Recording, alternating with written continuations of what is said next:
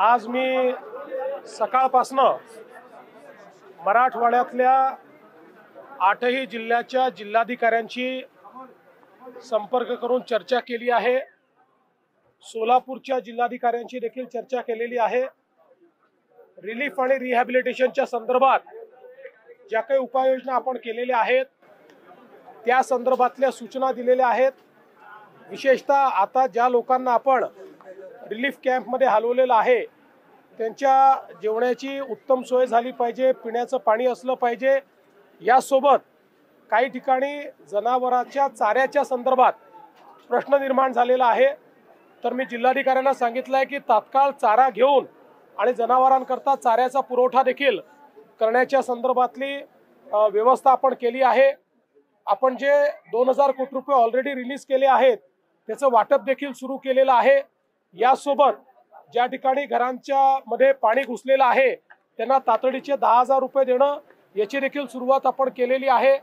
ठिकठिकाणी लोकांना किट्स राशनच्या द्यायच्या याची सुरुवात झाली आहे। अन्नधान्य याची देखील सुरुवात आपण केलेली आहे।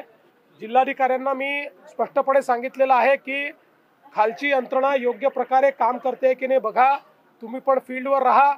आता काही ठिकाणी मोठ्या प्रमाणात विसर्ग सुरू झालेला आहे, त्यामुळे त्या विसर्गाचा अंदाज घेऊन कुठे पाणी शिरू शकतं याचा अंदाज घेऊन त्या लोकांना पहिले बाहेर काढणं अशा प्रकारचा देखील प्रयत्न आहे। उद्याचा दिवस, परवाचा दिवस, विशेषतः उद्याचाही दिवस, आजचा दिवस तर क्रिटिकल आहेच पण उद्याचाही दिवस क्रिटिकल आहे।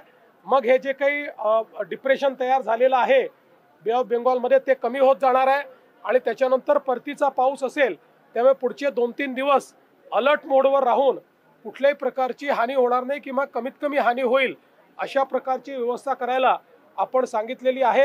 आणि हे सगळं होत असताना लोकांना जी काही मदत करायची आहे ती जास्तीत जास्त मदत करण्याची सरकारची मानसिकता आहे।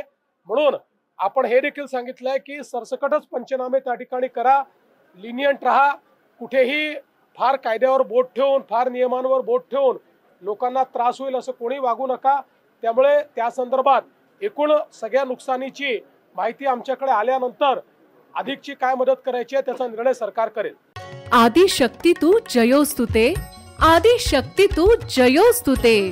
सामाजिक, सांस्कृतिक, वैद्यकीय, राजकीय, शैक्षणिक, औद्योगिक आदी विविध क्षेत्रातील महिला आज आघाडीवर आहेत। शारदीय नवरात्रोत्सवानिमित्त टॉप न्यूज मराठीवर पहा आधुनिक युगातल्या नवदुर्गांच्या मुलाखतींचा विशेष कार्यक्रम आदि शक्ती तू जयोस्तुते।